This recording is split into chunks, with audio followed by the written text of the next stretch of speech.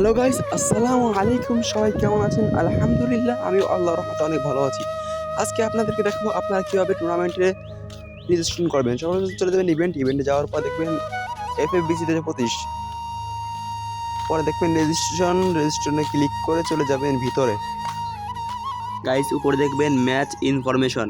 1 নম্বরে mood bat royal, মানে bear র্যাঙ্কে যেরকম খেলেন সেরকম খেলতে হবে।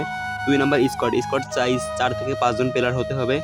3 number of the pass complete, মানে আপনাদের প্রত্যেকদিন 5টা ম্যাচ খেলতে পারবেন। গাইস দেখবেন নিচে স্কটে ক্লিক করার পর দেখবেন আপনাদের নাম, মানে আপনাদের নাম থাকবে না তো ওই সময়।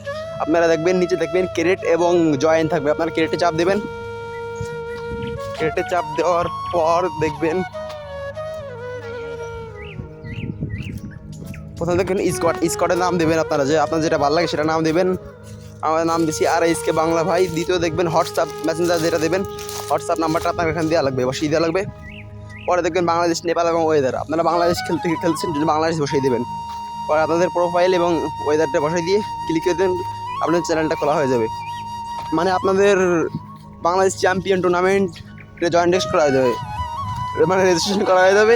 আপনারা সবাই টুর্নামেন্টটা খেলবেন, অবশ্যই খেললে পুরস্কার পাবেন অবশ্যই 1000 ডায়মন্ড, গ্র্যান্ড প্রাইজ 1000 ডায়মন্ড।